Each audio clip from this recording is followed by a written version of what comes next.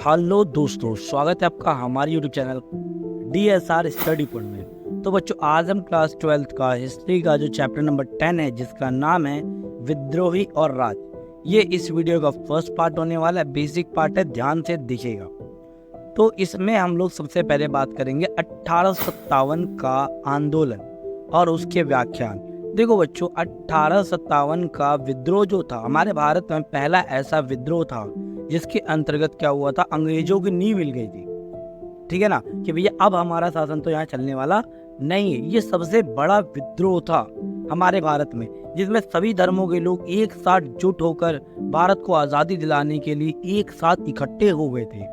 ठीक है, तो इसी विद्रोह के बारे में चलो सुनते हैं और शुरुआत करते हैं विद्रोह का आरंभ। तो देखो बच्चों, इस विद्रोह यानी 1857 के विद्रोह की जो शुरुआत हुई थी वो 10 मई 1857 दोपहर के बाद मेरठ छावनी, ये उत्तर प्रदेश में है, से जो वहाँ के सिपाहियों ने क्या किया था, इस विद्रोह की शुरुआत की थी।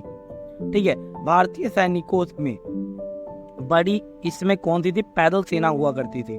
सिपाहियों ने किसी न किसी विशेष या कोई ना कोई संकेत देते हुए इस कार्यवाही को क्या किया था, शुरू किया था।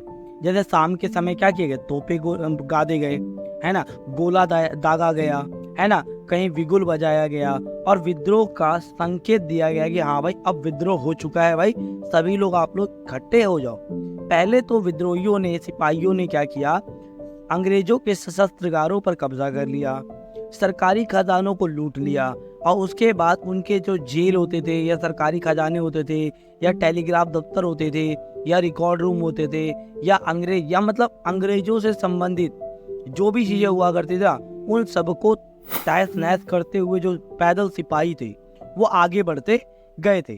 ठीक है ना। पहला इसमें क्या हुआ था, हिंदू और मुस्लिम एक हो गए थे पहले इसमें। ठीक है, दूसरा क्या होता, कानपुर, लखनऊ और बरेली कि जो साहूकार थे ना बच्चों, वो भी कहते जला दिए गए। और क्योंकि साहूकार कहने का मतलब क्या है, कानपुर और लखनऊ और बरेली के जो हो किस विद्रोही थे, उन्होंने साहूकारों के बही खाते जला दी, क्योंकि उन्हें विद्रोही, इन्हें अंग्रेजों को पिट्ठू मानते थे। जो विद्रोही थे, जो सिपाही होते थे, ठीक है ना, या जो विद्रोही थे वो क्या मानते थे, साहूकारों को अंग्रेजों का पिट्ठू मानते थे। इसके साथ साथ विद्रोहियों ने क्या किया, 11 मई को लाल किले पर ये वहां पहुंचे थे। ठीक है ना। और उस समय क्या था, अंतिम मुगल शासक जो था ना, बहादुर शाह जफर, ठीक है, वो रमजान के महीने में क्या था, नमाज पढ़ के उठा ही था कि क्या हुआ था, विद्रोहियों ने लाल किले को घेर लिया और बहादुर शाह के जफर पर सीधा गर्दन पे तलवार लटका दी। ठीक है, और उसे मजबूर कर दिया कि इस आंदोलन या इस विद्रोह को आशीर्वाद देने के लिए। और इस प्रकार बाद में क्या हुआ, 1857 के विद्रोह को बहादुर शाह जफर के नाम से ये चलाया जाया गया था। ठीक है ना। अब इसका यहाँ बेसिकली मोटिव क्या था, 1857 के विद्रोह का अगर शुरुआती कारण बोला जाए तो क्या हो रहा था कि यहाँ गाय और सुअर वाली कारतूसों का प्रयोग करने के लिए विद्रोहियों को मजबूर किया जा रहा था। जो सिपाही होते थे, भारतीय सिपाहियों को मजबूर किया जा रहा था। अब जैसे क्या था, सिपाहियों में कुछ मुस्लिम भी थे और कुछ हिंदू भी थे। तो ये जो कारतूस यानी बंदूक बनाते, जिसे इनफील्ड राइफल कहा जाता था, ये क्या होता था, गाय और सुअर की चर्बी से बना होता था। तो अगर कोई हिंदू इसे खींचेगा तो गाय, उसका धर्म भ्रष्ट हो जाएगा, और मुस्लिम खींचेगा सुअर, यानी सुअर तो से वो अवॉइड करते हैं, तो उसका धर्म भ्रष्ट हो जाएगा। तो इसीलिए क्या हुआ था, विद्रोहियों ने एक नया विद्रोह किया जिसे कहते हैं 1857 का विद्रोह, है ना बच्चों। अब बात करते हैं 1857 के विद्रोह के नेतृत्वकर्ता कौन कौन थे, किस किसने 1857 के विद्रोह का नेतृत्व किया था। पहला, बहादुर शाह जफर। ठीक है ना, इनके बारे में भी पढ़ने वाले। बहादुर शाह जफर जो थे ना, ठीक है, अवध के शासक थे, ठीक है, नवाब थे। इन्हें क्या किया गया, अंग्रेजों ने कहा कि भाई ये लोकप्रिय शासक नहीं है और इनकी गद्दी से हटा दिया, जिसके कारण इन्होंने, बहादुर शाह जफर ने क्या किया था, विद्रोह का नेतृत्व किया था। दूसरा, नाना साहेब, इनकी पेंशन बंद कर दी गई थी। ठीक है, झांसी की रानी, इनको अपने पुत्र को गोद लेने से इनकार कर दिया गया था, इसलिए झांसी की रानी क्या हो गई थी, विद्रोह में शामिल हो गई। वीर कुंवर सिंह, बिहार के आरा के थे वीर कुंवर सिंह, इनकी जमींदारी को छीन लिया गया था अंग्रेजों द्वारा। ठीक है ना, तो ये भी इस विद्रोह में शामिल हो गए। इसके साथ साथ नागपुर का एक आदिवासी था जिसका नाम था गोनू, वो भी क्या हुआ था, इस विद्रोह में शामिल होता गया था। अब ये विद्रोह क्या होता चला गया, धीरे धीरे काफी ज्यादा बड़े स्तर पर फैलने लग गया था। इसके साथ साथ और भी बहुत सारे लोगों का इसमें योगदान था, ठीक है ना, जैसे कि वाजिद अली शाह हो गए, ठीक है ना, वो भी क्योंकि उन्हें लोकप्रिय शासक ना कहकर उनको राजगद्दी से हटा दिया गया था, वो भी क्या हो गए थे, इसमें शामिल हो गए थे, ठीक है ना। इसके साथ साथ झांसी की रानी में आप लोगों को बता ही दिया है ना। तो ये सारे लोग क्या हुए थे बच्चों, मतलब 1857 के विद्रोह के नेतृत्व करता थे। अब बात करते मतलब अफवाहें और भविष्यवाणियां, यानी 1857 को विद्रोह में कुछ ऐसी भविष्यवाणियां और मतलब अफवाहें थी जिन्होंने इनको विद्रोह को और ज्यादा क्या कर दिया, बढ़ा दिया। जैसे गाँवों में क्या हो रहा था या ग्रामीण क्षेत्रों में ये खबर आ रही थी कि गाय और सुअर वाले कारतूसों का प्रयोग किया जा रहा है। अंग्रेज मजबूरन भारतीय सिपाहियों को गाय और सुअर वाले कारतूसों का प्रयोग करने के लिए मजबूर कर दे रहे हैं। इसकी शुरुआत कैसे हुई थी कि मतलब क्या होता है, एक शुरुआत ऐसे होती है कि कोई गांव था, वहाँ एक नीची जाति का, ठीक है, एक व्यक्ति होता है, तो वो ऊंची जाति के व्यक्ति से क्या करता है, पानी मांगता है, ठीक है। एक सिपाही होता है, ऊंची जाति के सिपाही से क्या मांगता है, नीची जाति का व्यक्ति जो खलासी था उससे पानी मांगता है। तो ऊंची जाति का व्यक्ति जो होता है ना, वो उस व्यक्ति को ये कहकर मना कर देता है, कहता है कि भाई तेरे छुए जाने से मेरा ये लोटा क्या हो जाएगा, अपवित्र हो जाएगा। ये कहकर वो जो जो मतलब सिपाही था, जो ऊंची जाति का था, वो उसे पानी नहीं देता है। तो इसी ये प्रतिक्रिया में वो खलासी ने जवाब दिया कि जो तुम इन अंग्रेजों का इतना बन रहे हो, ये आने वाले टाइम में अभी तुम्हें क्या करे, गाय और सुअर की कारतूसों का प्रयोग करने के लिए मजबूर कर देंगे। और यही खबर क्या होती है, जंगल में आग की तरह फैल गई और धीरे धीरे ये फैलती गई थी, ठीक है ना। मंगल पांडे भी इसी संबंध, जब मंगल पांडे को इस बात का पता लगा था तो उन्हें फांसी पर लटका दिया गया था, इसीलिए विद्रोह और ज्यादा फैल गया था। दूसरा, बाजारों में क्या हो रहा था, गाय और सुअर की हड्डियों का चूरा मिलाकर बाजारों में बेचा जा रहा था, ठीक है। इसके साथ ईसाई प्रचारकों की गतिविधियां, मतलब भारत में बहुत सारे ऐसे ईसाई प्रचारक थे जो भारत में आए थे और लोगों को ये लालच दे रहे थे कि अगर आप ईसाई बन जाते हो तो आपको अंग्रेज अफसर बना दिया जाएगा, ठीक है। इसके बाद चपाती वाले की घटना। अब बच्चों देखो, चपाती वाले की अगर बात की जाए ना, तो चपाती वाले की घटना मतलब स्पष्ट नहीं हो पाई है। जैसे हुआ क्या है, उत्तर भारत के विभिन्न भागों में क्या हो रहा था, गांव-गांव में चपाती बांटने की एक रिपोर्ट आ रही थी, ठीक है। बताते हैं कि रात के समय क्या होता है, एक आदमी आकर गांव के चौकीदार को एक चपाती तथा 5 और चपातियां बनाकर अगले गांव में पहुंचने का निर्देश देता था और ये सिलसिला यूं ही चलता रहता था। लोग उसे किसी आने वाली उथल पुथल का संकेत मान सकते थे, ठीक है ना। इस चपाती बांटने वाली जो थी ना बच्चों बात, ये घटना ना उस समय समझ में आई थी ना अब, इसके उद्देश्य ही समझ में आज तक नहीं आए हैं, ठीक है। फिर आता है प्लासी का युद्ध। प्लासी का युद्ध काफी इंपॉर्टेंट था। जैसे क्या हुआ था, इस युद्ध में ये भविष्यवाणी की गई थी, 1757 में एक युद्ध हुआ था, ठीक है, जिसे प्लासी का युद्ध कहते हैं। तो प्लासी के युद्ध में ये भविष्यवाणी की गई थी कि आज से 100 साल पूरे होते ही, यानी 23 जून 1857 को अंग्रेजी राज भारत में खत्म हो जाएगा। तो लोगों को लगने लग गया कि हाँ भाई वो टाइम आ चुका है ना। तो इसीलिए लोग क्या हो गए थे, बड़ी संख्या में इस विद्रोह में शामिल होने लगे थे। लोग अफवाहों पर विश्वास क्यों कर रहे थे? आगे जब जंगलों मतलब ये अफवाहें फैल रही थी तो लोग इन अफवाहों पर विश्वास क्यों कर रहे थे?